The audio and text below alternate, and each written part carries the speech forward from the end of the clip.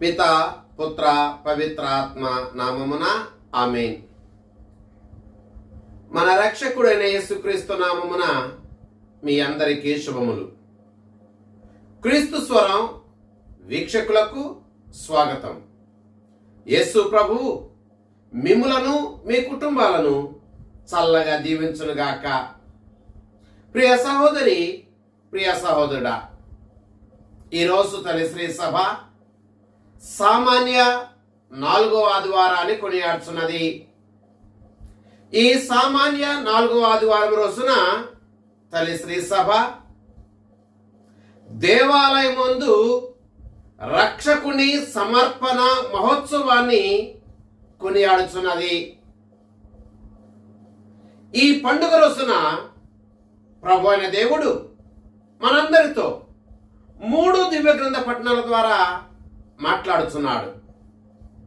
మొదటి పట్టణము మలాకి గ్రంథము 3వ అధ్యాయము 1వ వచనం నుంచి 4వ వచనం వరకు. రెండవ పట్టణము హెబ్రీలకు రాసిన లేఖ 2వ అధ్యాయము 14వ వచనం నుంచి 18వ వచనం వరకు. స్వార్థ పట్టణము లూకాసు వార్త 2వ అధ్యాయం 22వ వచనం నుంచి 40వ వచనం వరకు. ప్రియ సహోదరి, ప్రియ సహోదరుడా, సామాన్య 4వ ఆదివారం రోజున తల్లి శ్రీ సభ బాలయేసు ప్రభుని దేవాలయములో సమర్పణ చేసిన పండుగను కొనియాడుచున్నది. ఈరోజు యేసు ప్రభుని జననాన్ని మొదలుకొని ఈ రోజుకి 40వ రోజు. ఈ 40వ రోజున తల్లి శ్రీ సభ యేసుక్రీస్తు ప్రభు దేవాలయములో సమర్పించబడినటువంటి పండుగను కొనియాడుచున్నది. ఈ పండుగని కొవ్వొత్తుల ఆశీర్వాద పండుగ అని కూడా అంటారు. ఎందుకంటే ఈ పండుగ రోజున కొవ్వొత్తులను ఆశీర్వదించి ఆ కొవ్వొత్తులను వెలిగించుకుని ప్రదర్శనగా దేవాలయంలోనికి ప్రవేశిస్తారు. యేసుక్రీస్తు ప్రభు లోకానికి వెలుగు అని చాటడానికి ఈ కొవ్వొత్తులను ఆశీర్వదించి వెలిగించి ప్రదర్శనగా దేవాలయంలో ప్రవేశిస్తారు. ఎందుకు ప్రదర్శనగా దేవాలయంలోనికి ప్రవేశిస్తారంటే లోకమునకు వెలుగు అయినటువంటి యేసుక్రీస్తు ప్రభుని మన జీవితాల్లోనికి, మన హృదయాలలోనికి ఆహ్వానిస్తున్నాము అని చెప్పటానికి ఇది ఒక గుర్తు. పరిశుద్ధ గ్రంథము చెబుతున్నట్లుగా మనము కూడా లోకమునకు వెలుగు కాబట్టి ఆ వెలుగు అయినటువంటి క్రీస్తు ప్రభు నుండి వెలుగును పొంది మనము దానికి అనుగుణమైన క్రైస్తవ జీవితాన్ని ఈ లోకములో జీవించాలి. మామూలుగా బాలయేసు ప్రభుని దేవాలయంలో సమర్పణ మహోత్సవాన్ని ఫిబ్రవరి నెల 2వ తారీఖున జరుపుకుంటారు. అయితే ఈ సంవత్సరం ఫిబ్రవరి 2వ తారీఖు ఆదివారం రోజున వచ్చింది కనుక ఈ సామాన్య 4వ ఆదివారం రోజున ఈ పండుగను మనమందరం కొనియాడుతున్నాము. ప్రియ సహోదరి, ప్రియ సహోదరుడా, ఈరోజు బైబిల్ గ్రంథాన్ని మనం ఆధారం చేసుకుని 4 విషయాల గురించి ధ్యానం చేద్దాం. నెంబర్ 1, బాలయేసు ప్రభుని దేవాలయములో సమర్పించుట. నెంబర్ 2, మనమందరము వినయాన్ని విధేయతను కలిగి జీవించుట. నెంబర్ 3,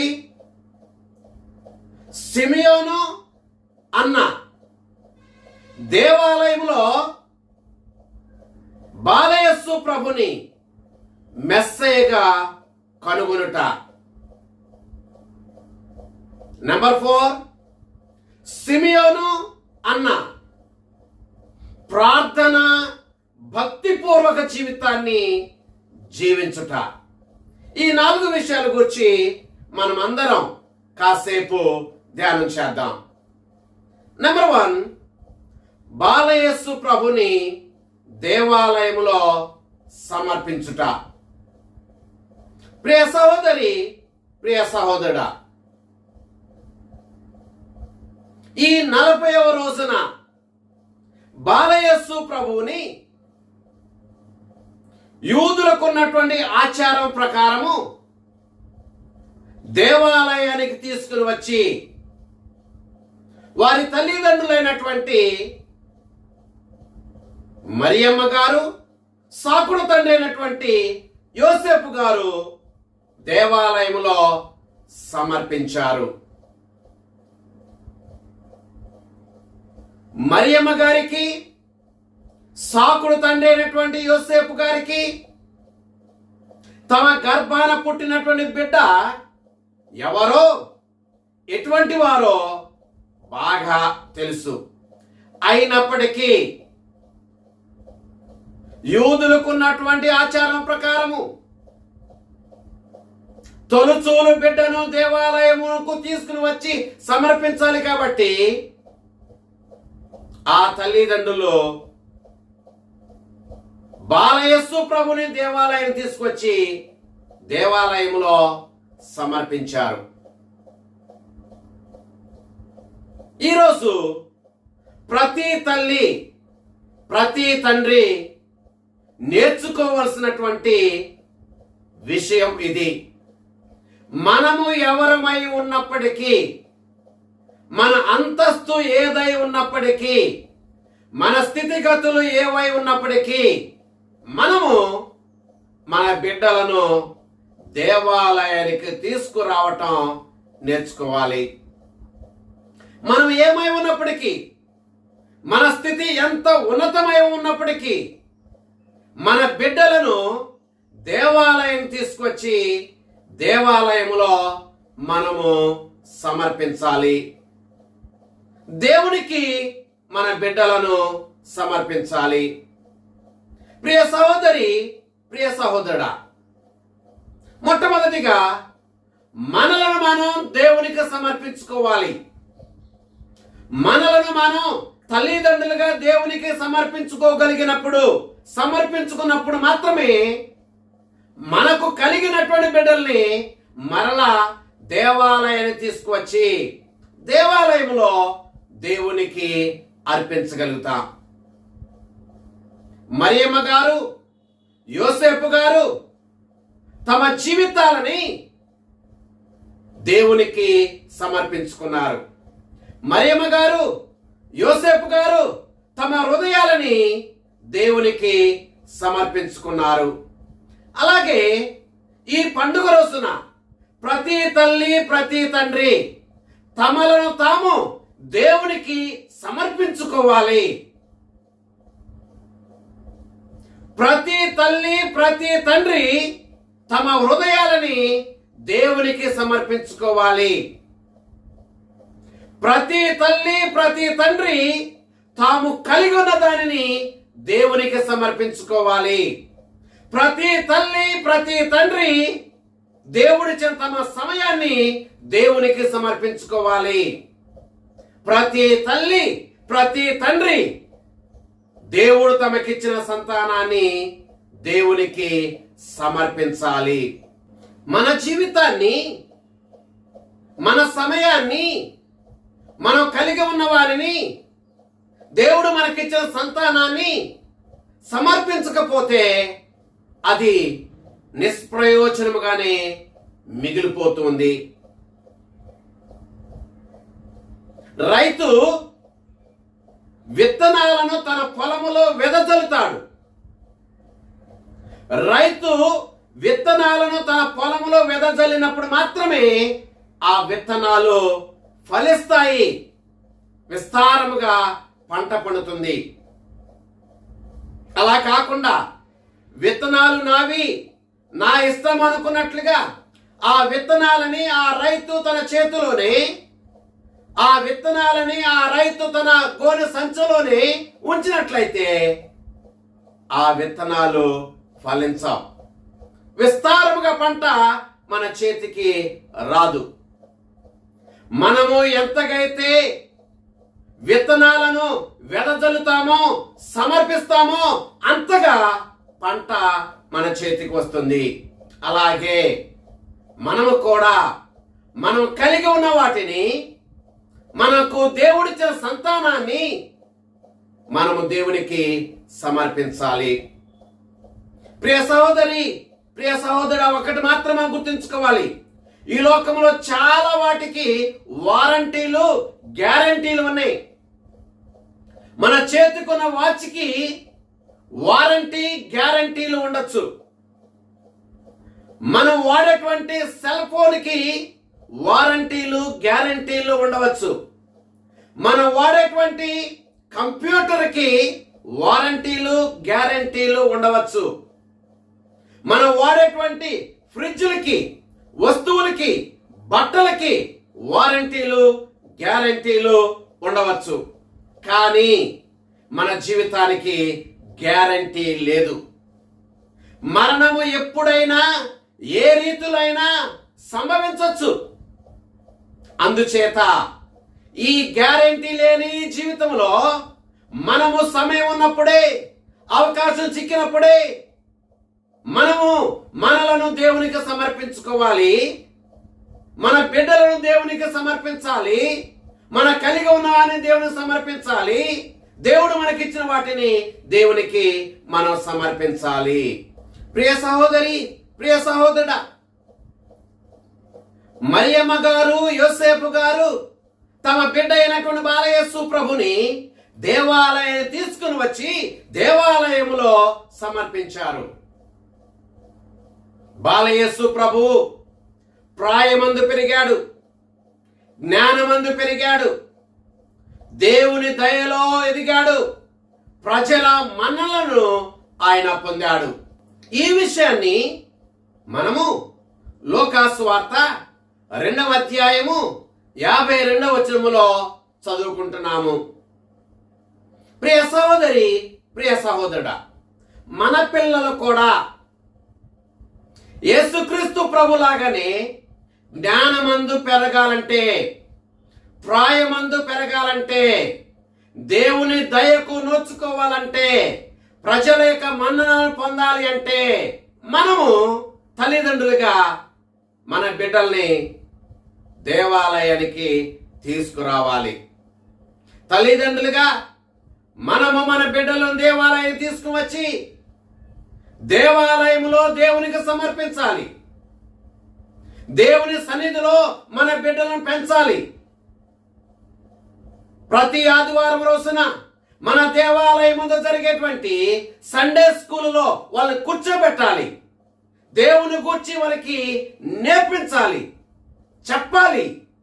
ఆ రీతిగా మన పిల్లలను దేవునికి సమర్పించుకోగలుగుతున్నా. అప్పుడు మన బిడ్డలు ప్రాయమందు పెరుగుతారు, జ్ఞానమందు పెరుగుతారు, దేవుని దయలో ఎదుగుతారు, ప్రజల మన్ననలను పొందుతారు. కనుక దేవాలయానికి తీసుకురావటంలో నిర్లక్ష్యం చేయొద్దు, బద్దకించొద్దు. మన పిల్లలను దేవునికి సమర్పించడంలో నిర్లక్ష్యం చేయవద్దు, బద్దకించవద్దు. మన పిల్లలను సండే స్కూల్లోకి పంపించడంలోను, సత్యోపదేశాన్ని నేర్పించడంలోను తల్లిదండ్రులుగా మనం బద్దకించకూడదు, మనం నిర్లక్ష్యము చేయకూడదు. కనుక మరి మీరు మీ బిడ్డల్ని దేవుని సన్నిధికి తీసుకొస్తున్నారా? మీరు మీ బిడ్డల్ని దేవునికి సమర్పిస్తున్నారా? తీవ్రంగా ఈ ప్రశ్న వేసుకుందాం, ఈ ప్రశ్నకు జవాబు చెబుదాం. నెంబర్ 2, వినయ విధేయతలు కలిగి దేవుని ఎదుట జీవిద్దాం. ప్రియ సహోదరి, ప్రియ సహోదరుడా, మరియమ్మ గారికి, సాకుడు తండ్రి అయినటువంటి యోసేపు గారికి తమ గర్భాన పుట్టినటువంటి బిడ్డ ఎటువంటి స్వభావం కలవాడో వారికి బాగా తెలుసు. తమ గర్భాన పుట్టినటువంటి బిడ్డ దైవ స్వభావం కలవాడు అని, దేవుడు అని, దేవుని కుమారుడు అని వారికి బాగా తెలుసు. అయినప్పటికీ యూదుల చట్టమును అనుసరించి వినయముతో, విధేయతతో ఆ చట్టాన్ని వారు పాటించారు. నిర్గమకాండము 13వ అధ్యాయము 2వ వచనము, 12వ వచనము, 13వ వచనం ప్రకారం జంతువులలో గాని మనుషులలో గాని తొలుచూలు బిడ్డను తీసుకుని వచ్చి దేవునికి ప్రతిష్ఠించాలి అని చెప్పి పరిశుద్ధ గ్రంథం తెలియజేస్తూ ఉంది. అయితే మరియమ్మ గారు, యోసేపు గారు ఆ చట్టాన్ని విధేయించి వినయముతో తమకు కలిగినటువంటి ఆ తొలిచూలు మగబిడ్డను దేవాలయానికి తీసుకుని వచ్చి దేవాలయములో దేవునికి సమర్పించారు. అది మరియమ్మ గారిలోను యోసేపు గారిలో ఉన్నటువంటి వినయము, విధేయత. కనుక ఈ రోజున ఈ పండుగ మనకు నేర్పించే విషయం ఇది. మనం ఎలాంటి వారమైనా, మన ఆర్థిక పరిస్థితి అయినా, సమాజంలో మనకున్న పేరు ప్రఖ్యాతులైనా, మన ఉన్నత స్థితి అయినా, మనము దేవుని ఎదుట వినయము కలిగి, దేవుని ఎదుట విధేయత కలిగి జీవించటం మనం నేర్చుకోవాలి. సంఖ్యాకాండము 18వ అధ్యాయము 15వ వచనం ప్రకారము సమర్పించబడినటువంటి బిడ్డను తల్లిదండ్రులు డబ్బులు చెల్లించి ఆ బిడ్డను విడిపించుకుని తీసుకుని వెళ్ళాలి. అయితే మరియమ్మ గారు, యోసేపు గారు ఆ ఉన్నటువంటి ఆ చట్టాన్ని, ఆ యూదుల ఆచారమును అనుసరించి వారు పేదవారు కనుక జత గువ్వలనైనను 2 పావురు పిల్లలనైనను వారు ఆ దేవాలయంలో సమర్పించి బిడ్డను తీసుకుని వెళ్ళారు. దేవాలయములో జత గువ్వలను 2 పావురు పిల్లలను సమర్పించటం వారు యూదుల చట్టాన్ని ఆచరించడంలో వారికున్న వినయం, విధేయత మనకు కనిపిస్తుంది. ప్రియ సహోదరి, ప్రియ సహోదరుడా, మనము కూడా ఈ రీతిగానే ఈ మరియ యోసేపుల్లాగా దేవుని ఎదుట వినయము కలిగి, విధేయత కలిగి జీవించటం మనం నేర్చుకోవాలి. లేవికాండము 12వ అధ్యాయము 2వ వచనం నుంచి 8వ వచనం వరకు మనం చదివినట్లయితే, మగబిడ్డకు జన్మనిచ్చినటువంటి స్త్రీ 40 రోజుల వరకు అపవిత్రముగానే, అశుద్ధముగానే ఉంటుంది. 40వ రోజున తనను తాను శుద్ధీకరించుకోవటానికి దేవాలయానికి వెళ్ళాలి. మరియమాతకు శుద్ధీకరణ అవసరం లేదు. పాపము సోకనటువంటి తల్లి ఆ తల్లి, జన్మ పాప రహితోద్భవి, పవిత్రాత్మ చేత గర్భాన్ని ధరించినటువంటి తల్లి ఆ తల్లి.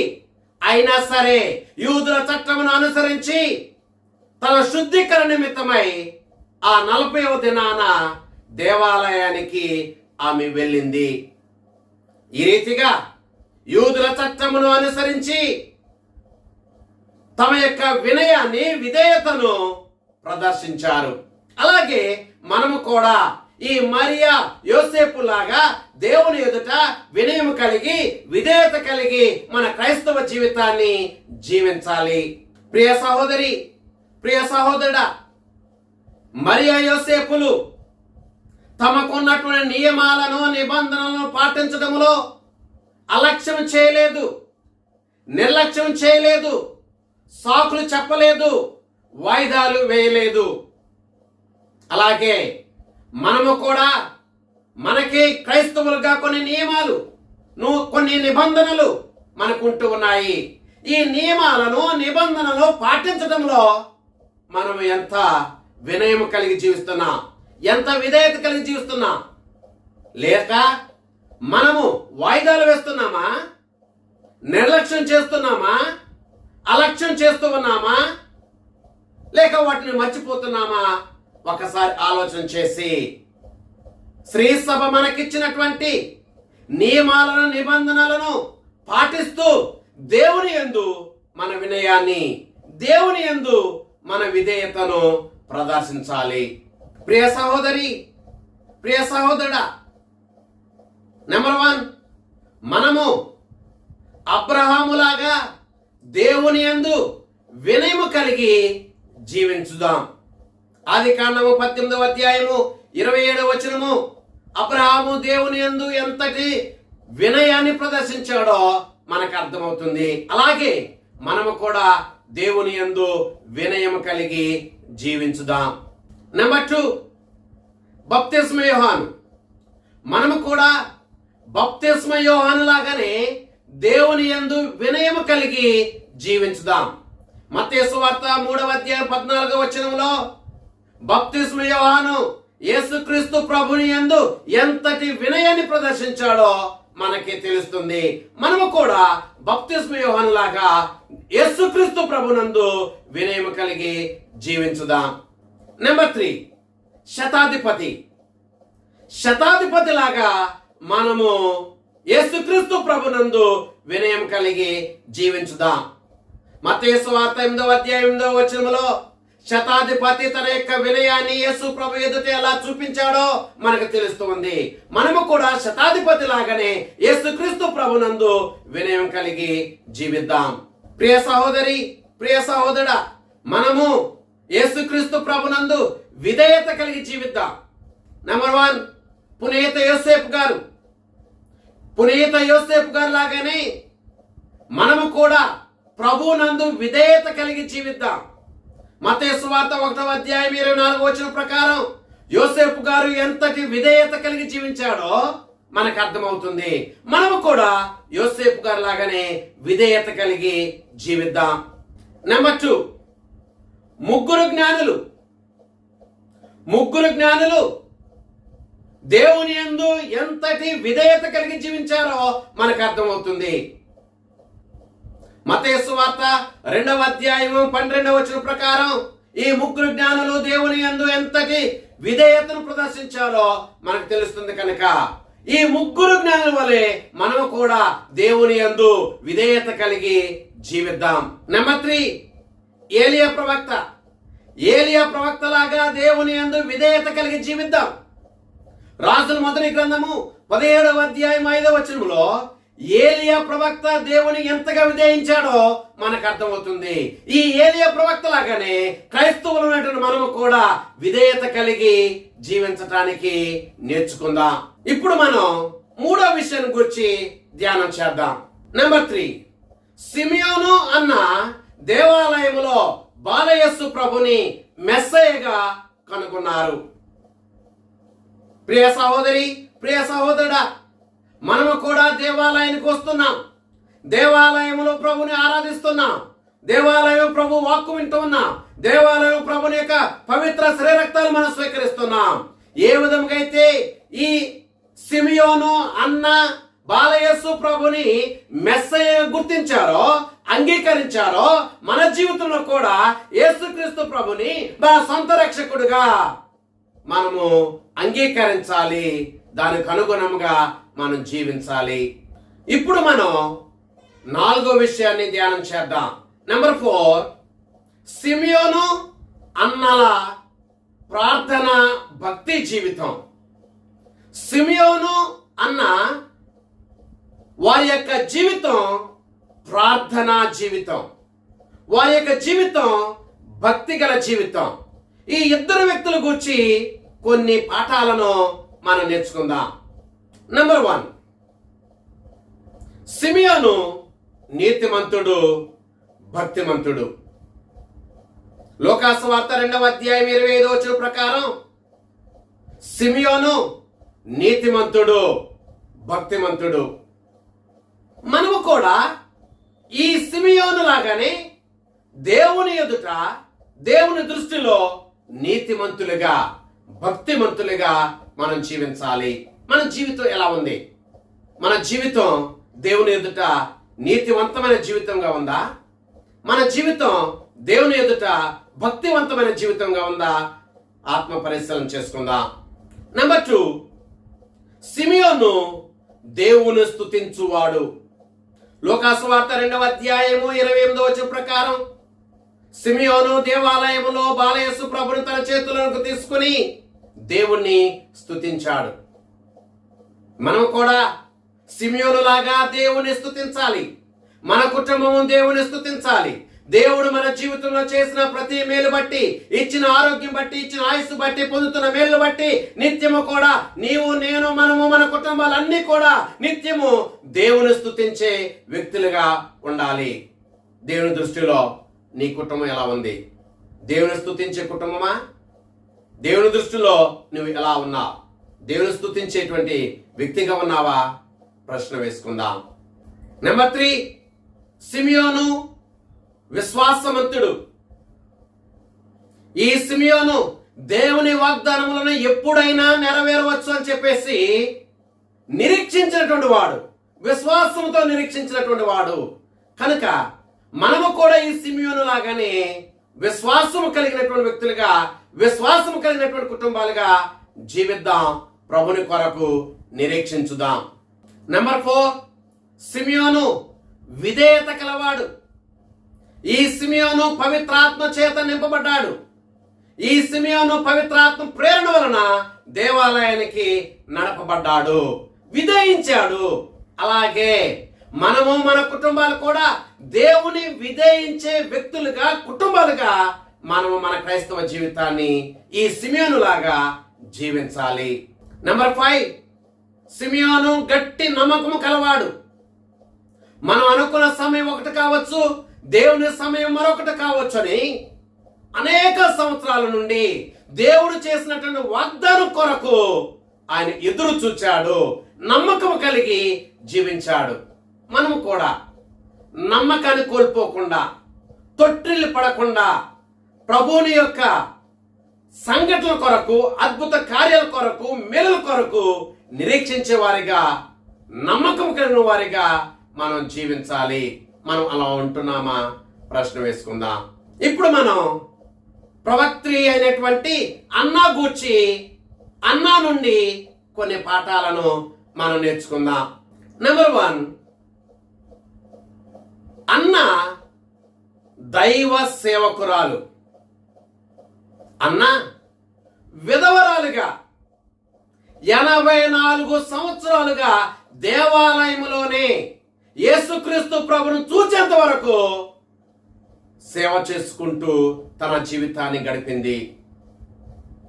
మరి దేవుడు నీకు ఇచ్చిన సమయాన్ని, దేవుడు నీకు ఇచ్చిన శక్తిని, దేవుడు నీకు ఇచ్చిన కళల్ని ఆయన సేవ కోసం ఎంతైనా ఉపయోగిస్తున్నావా? ప్రశ్న వేసుకో. అన్న దేవుని సేవలో 84 సంవత్సరాలు హెచ్చించింది. నీ సమయాన్ని ఎంత హెచ్చిస్తున్నావు? ప్రశ్న వేసుకో. నెంబర్ 2, నిరంతర ప్రార్థనా పరురాలు. మనం విన్నట్లుగా ఆమె ప్రార్థనలతో, ఉపవాసాలతో దేవుని సన్నిధిలో జీవించింది అని. సంవత్సరాల తరబడి పట్టు విడవక నిరంతరము ప్రభుని రాకడ కొరకు నిరీక్షించిన ప్రార్థన పరురాలు ఈ ప్రవక్త్రి అన్న. మనము కూడా ప్రార్థనా పరులుగా, మన కుటుంబాలు కూడా ప్రార్థన చేసే కుటుంబాలుగా అన్నలాగా జీవిద్దాం, అన్నలాగా ఎదుగుదాం. నెంబర్ 3, అన్న సాక్షిగా జీవించింది. దేవాలయములో బాలయేసు ప్రభుని చూసిన తర్వాత ఆయన కొరకు ఎదురు చూస్తున్నటువంటి వారందరికీ ఆమె ఆయన గూర్చి చెప్పటం, బోధించటం ప్రారంభించింది. సాక్షిగా తన జీవితాన్ని నిలిపింది. ప్రియ సహోదరి, ప్రియ సహోదరుడా, మనము కూడా యేసుక్రీస్తు గూర్చి మన ఇరుగు పొరుగు వారికి, మన మిత్రులకు, శ్రేయోభిలాషులకు చెప్పాలి. మన జీవితాన్ని ఒక సాక్షిగా నిలపాలి. నెంబర్ 4, తన కష్టాలలో కూడా విశ్వాసమునందు దృఢముగా పటిష్టముగా నిలిచిన వ్యక్తి అన్న. భర్త చనిపోయాడు, ఒంటరి జీవితాన్ని జీవిస్తుంది, వృద్ధాప్యం వచ్చింది. ఈ స్థితిలో కూడా ఆమె ప్రభుని విడిచిపెట్టల. ఒంటరితనంలో కానీ, వృద్ధాప్యంలో కానీ, కష్ట సమయంలో కానీ దేవునికి దూరం కాకుండా దేవుని అంటు పెట్టుకుని జీవించిన వ్యక్తి అన్న. మనం కూడా ఏ సమయమైనా, ఏ స్థితి అయినా దేవుని విడిచిపెట్టకుండా దేవుని అంటు పెట్టుకుని ఈ అన్నలాగా జీవిద్దాం. ఆ ప్రభు మనలను, మన కుటుంబాలను చల్లగా దీవించునుగాక. ఆమేన్. పిత, పుత్ర, పవిత్రాత్మ నామమున ఆమేన్.